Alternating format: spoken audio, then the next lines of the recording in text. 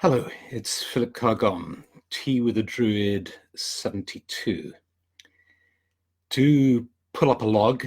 We're in a forest clearing, and through the magic of the internet, people can come from all over the world and sit in this forest clearing together.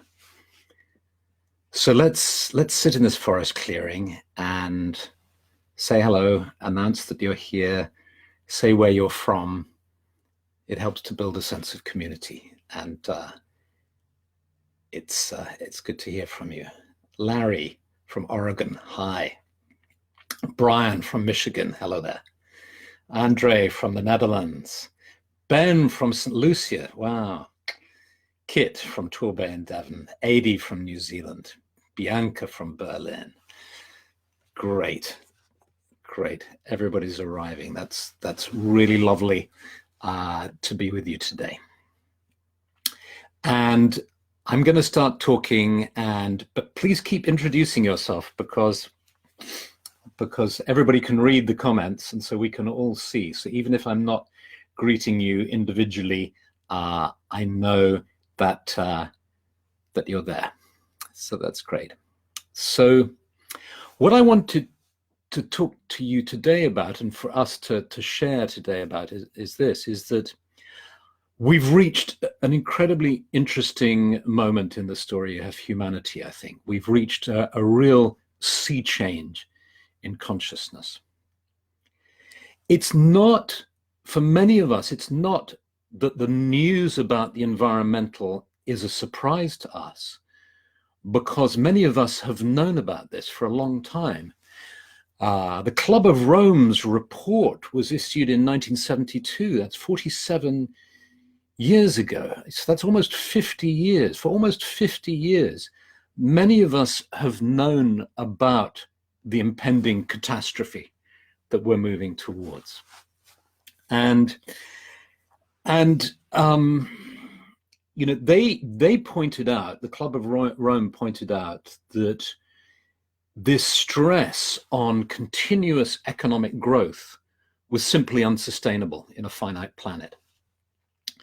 And 32 years ago, the order that I represent, the Order of Bards, Ovates and Druids, we began two campaigns, consciousness-raising campaigns. We began the Campaign for Ecological Responsibility and a tree planting program, the Sacred Grove planting program. And so both those programs have been going on for 32 years, and I know that they've made an impact, a tiny impact, but nevertheless, thousands of trees have been planted, and thousands of people have changed their lifestyles and behaviors in accordance with environmental ideas. So over these last 47 years, scientists and environmentalists have been warning us of 5 runaway trains that have all been heading towards us. Resource depletion, species extinction, climate change, habitat pollution and depletion, and population growth. All these factors leading towards the crisis that we're facing today. So it's not just a climate crisis, it's much bigger than that. And it's not that as Druids we were particularly prescient. It's just that perhaps our love of nature and the fact that we were working with a spirituality attuned to nature, it made us listen, as many other people did as well. But it was still a minority.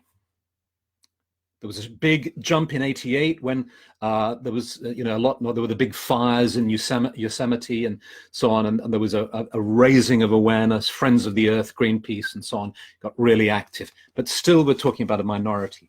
But what's happened now is really interesting.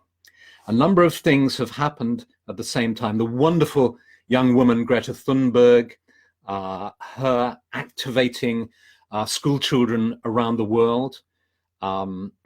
To put first things first, which is the survival of species and of humanity and the planet. And of course, David Attenborough with his wonderful work, Georges Monbiot, who is incredible man who helped to start the whole Extinction Rebellion movement, and all these, and the latest UN report, which just came out today, one of a number of reports that have come out that really stress the extreme urgency and the kind of dire straits that we're in.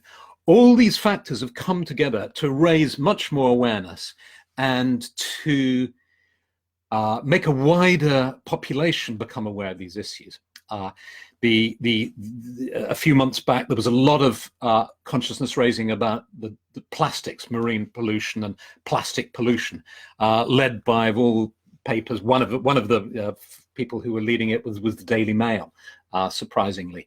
But a lot of consciousness raising occurred around that, and now we've got this, and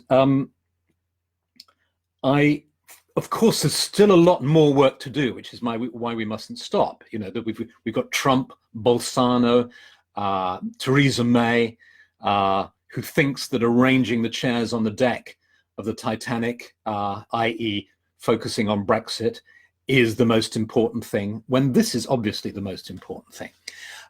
So there's still a lot of consciousness raising to do.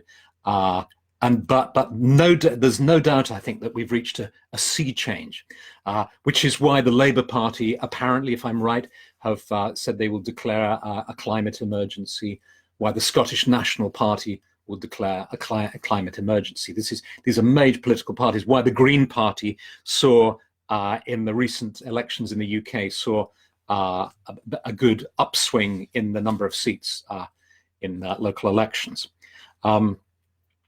So the question this leads us to straight away is it too late? We can be pleased that an awareness we may have had for a long time as Druids is finally, reaching a lot of people and so on.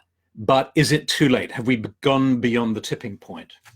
Now, you may have your own views about this, but my understanding is that there are people who argue persuasively that it's too late. And there are people who argue persuasively that if we take action now, we can make a difference and we can improve things. So when I look at those two, I'm going for the take action, the positive action people. That's the only choice I can make. And I know from experience in my personal life and looking back over history, and I reckon that many of you will echo this, that when things seem hopeless, actually can change. I mean, my God, if you can imagine being in the concentration camps, it must have seemed hopeless that you would never get out of that alive. There are all sorts of situations which seem impossible to resolve in your own private life or in a collective life that somehow do make a difference. That do change. So I think we should go for the hopeful, positive approach. Now, have Druids got anything to offer? Has spirituality got anything to offer? Well, here are my thoughts, and I would be really interested to hear your thoughts. Forgive me for not reading the comments and engaging in a dialogue at the moment for two reasons. One is because there's a delay on the comments, and so it's hard to have a real-time dialogue.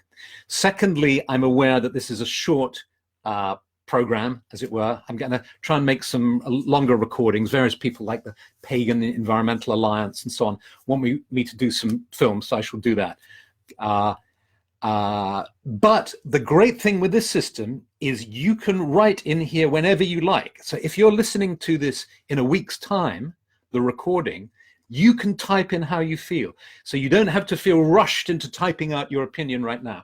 You can really think about it and then contribute as and when. And I'll look at it periodically, and I'm sure other people will as well. So you are empowered to do that. And I don't want you to think of this as a kind of one-way street or me telling you what to do. I hate people telling me what to do. And so this isn't me being prescriptive or telling you what to do. I'm just telling you how I feel and what I think. And you tell me how you feel and what you think, and let's see how we can work with this. So what I feel is this: Druidry is an embodied spirituality. It's not a spirituality that's trying to take us away from the earth, or that's saying this is all illusion, or that somehow we don't need to attend to this. It's an embodied spirituality that values the natural world, values the physical body, values animals and plants and every wonderful manifestation of nature. And so it's a work of spiritual activism, I think, that we're called to, where we act in the outside world and we act in the inner world.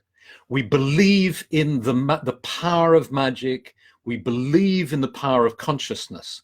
We believe in the idea that's inherent in Druidry and in all spiritual teachings, I guess, but certainly in magical philosophy, that the inner world, the subtle world, the spiritual world, is causal to the physical, that the work you do in the spiritual world is causal to the physical world.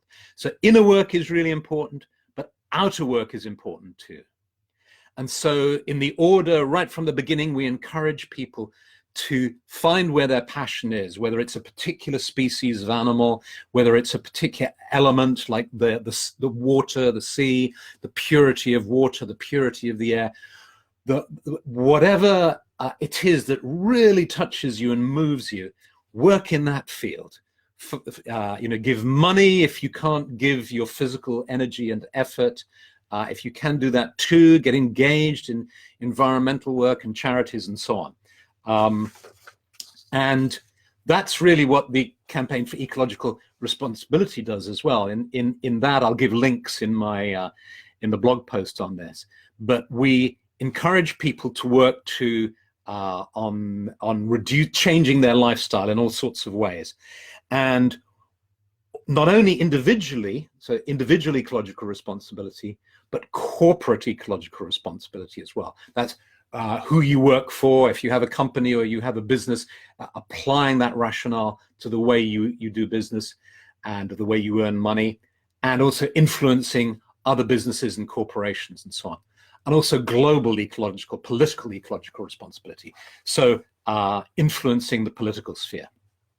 It was easy for us to say, I'm too small, I have no effect. But what the amazing thing the Extinction Rebellion movement has done is it said, no, it does have effect. Look, individuals, tiny individuals, if you like, with no apparent power, came together and they effected change. They shut down parts of London. They made politicians listen.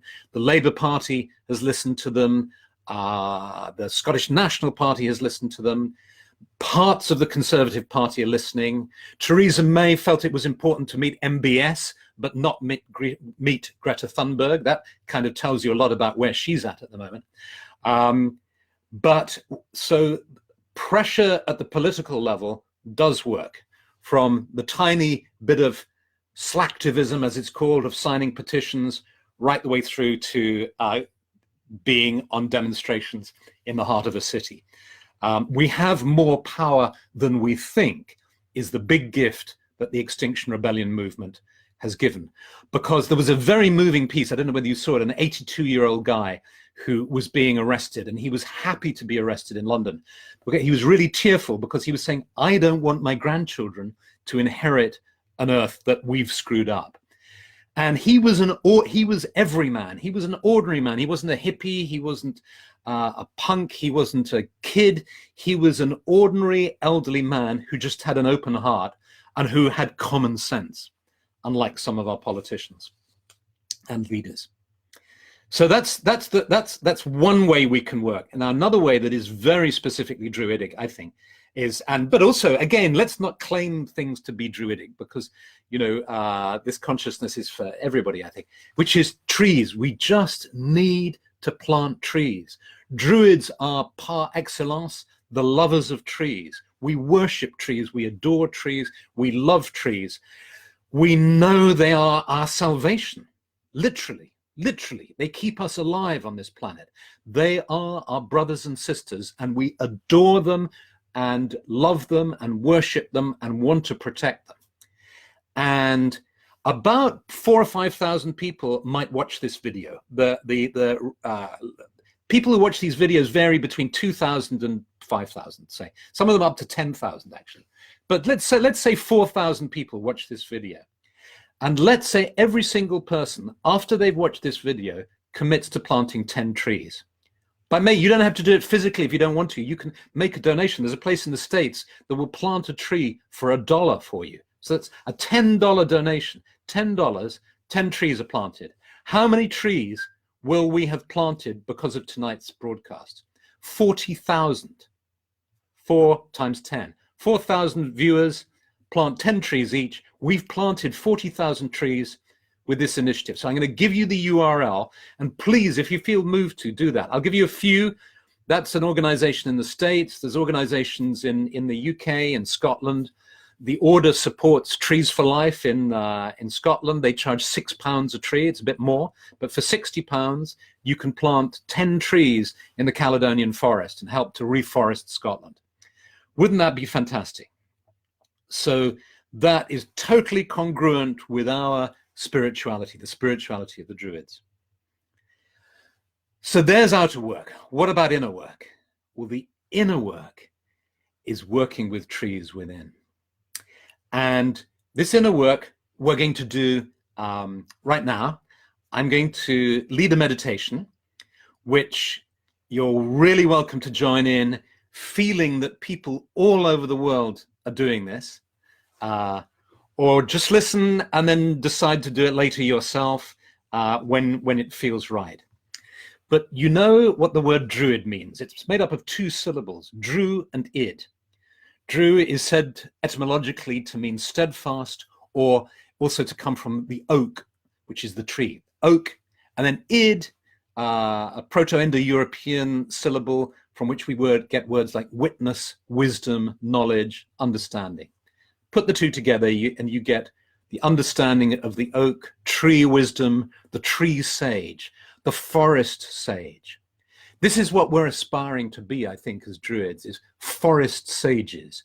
We're aspiring to be friends of the trees, people who feel completely aligned with the mission of trees to bring life to earth. And they are our allies, our teachers, our friends, our mentors. And so let's go into meditation.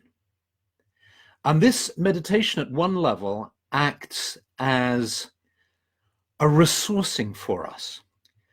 Because in dealing with an issue like this, anxiety, sadness, grief, tiredness, exhaustion, overwhelm, all these things can happen to us. It can seem so damn big and awful that it's very easy to become despairing and tired.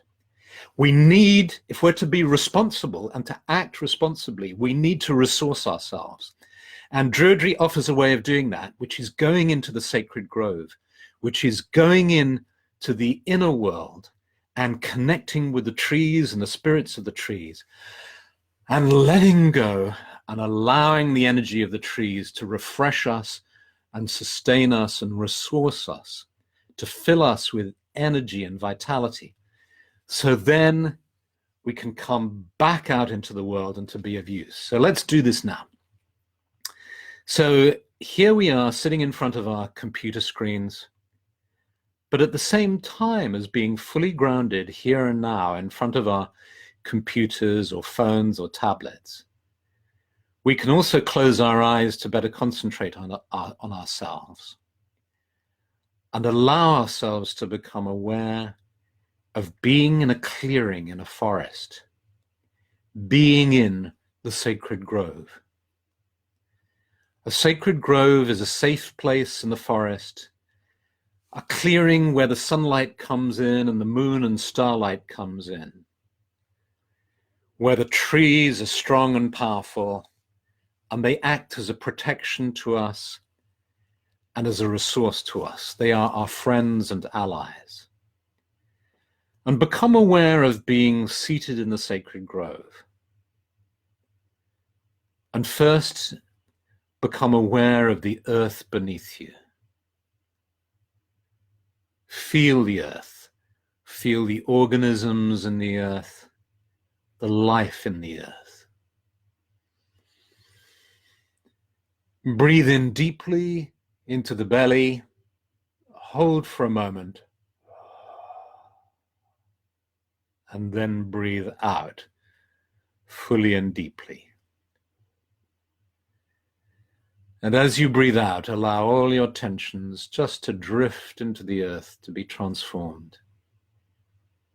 And allow your awareness to travel into the earth and to feel the life in the earth, the energy in the earth,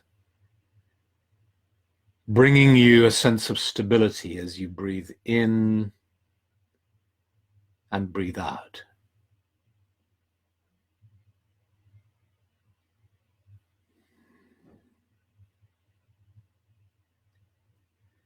And become aware of the roots of the trees, particularly the tree that you're sitting in front of, so the tree just behind you. Sense its roots deep down in the earth. And you can feel how the energy of the earth, the moisture in the earth, flows up the roots of the tree, flowing up the trunk, up into the branches and leaves high above you. And you feel the energy of the trees. You feel their protection and their power, their peace and their strength.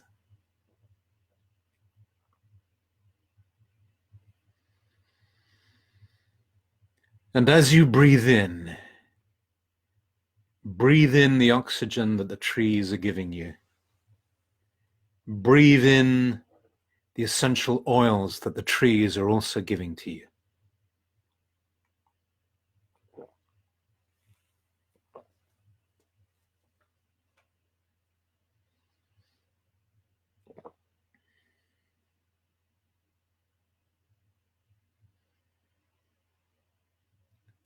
And then become aware of the sky above you.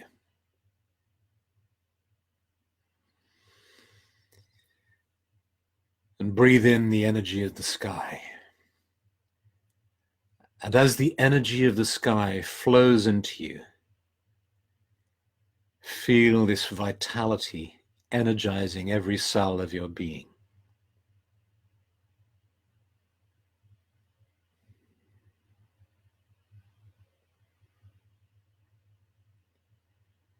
And you feel the energy of the sky meet the energy of the earth within the center of your being.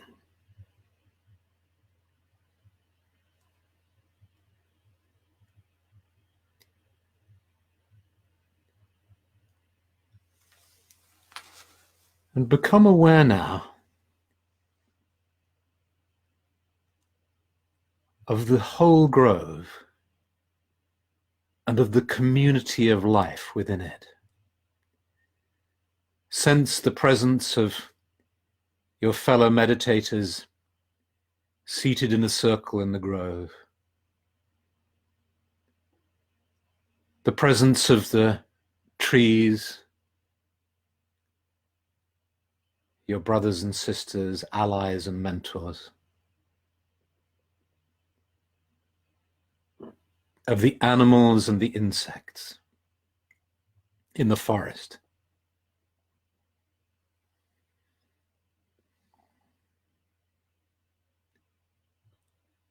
Just open to all this life, all this beauty.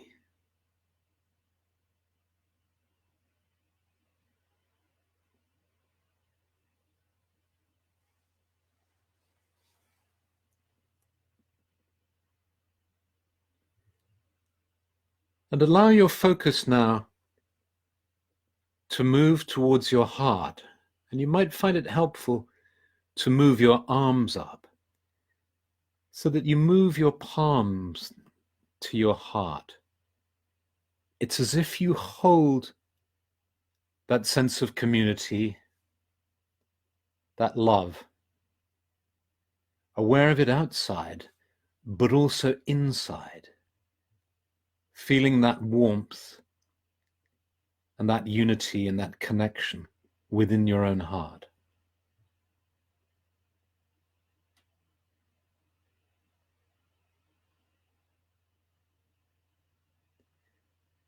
And then take that warmth from your heart and gradually move the palms of your hands down to touch the earth. May this earth be protected. May all species be protected. May life flourish.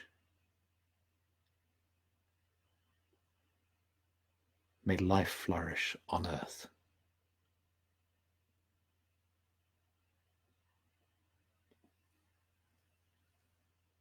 And holding this sense of warmth, of light,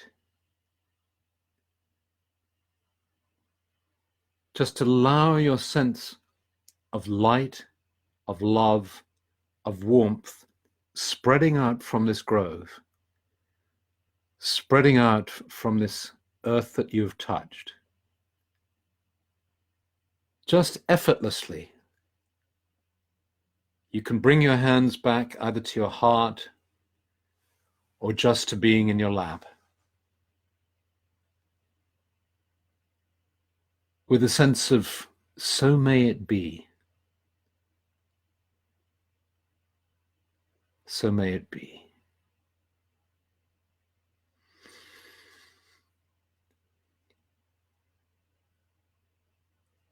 And gradually become aware of yourself, aware of your being, aware of how you feel, not making any striving, not making any effort. Just feeling yourself with the earth beneath you, the trees around you, and the sky above you. May we protect the trees. May we be guided by the trees. May the spirits of the trees whisper in our hearts and in our souls.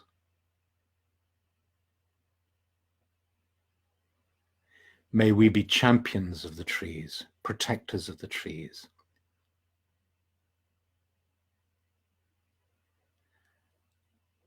And we give thanks to the presence of the spirits in the sacred grove, for the animals, the insects, all our fellow humans who have gathered here. And you gradually allow this awareness to fade, knowing you can return to this sacred grove at any time, but you allow the awareness to fade now. And you take in a deep breath, hold for a moment, breathe out, becoming aware of being seated in front of your computer or your tablet. Retaining the feelings of calm and well-being.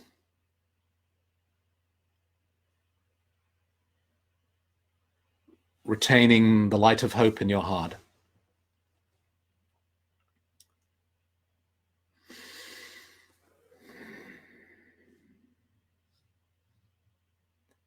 And open your eyes and come back to being fully present here and now.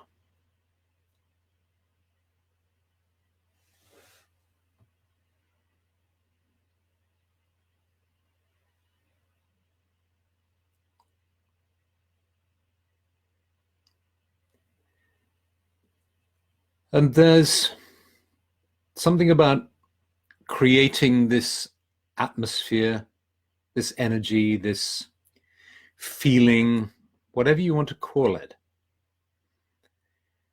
which I think is helpful. I think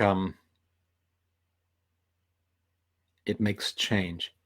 If only in our own hearts, if only in our own hearts, in our own minds, in our own bodies. I personally think it does more. I think it works at a wider level. But even if you want to be super skeptical and say, this is just a way of making yourself feel better, then okay, I now feel better, which means I'm more capable, more able to be active in the world, to engage in those kind of activist actions that I mentioned earlier in the before the meditation, if only for that reason. But I think it's more. Tell me what you think. Do you think it just works for yourself, or do you think it actually is working at a subtle level? So thank you. I've run over time, but it's an important topic, so I think that's okay. Thank you for being here. Thank you for coming. Do please plant 10 trees.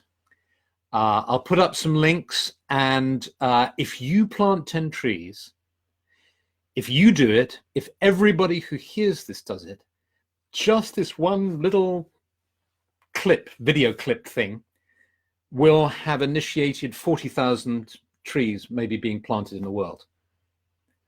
I'm going to put up this kind of the gist of what I've said now on my blog. I'll put in some links for the tree planting right away, right now. And then I'm going to hit the button and plant 10 trees. That's what I'm going to do.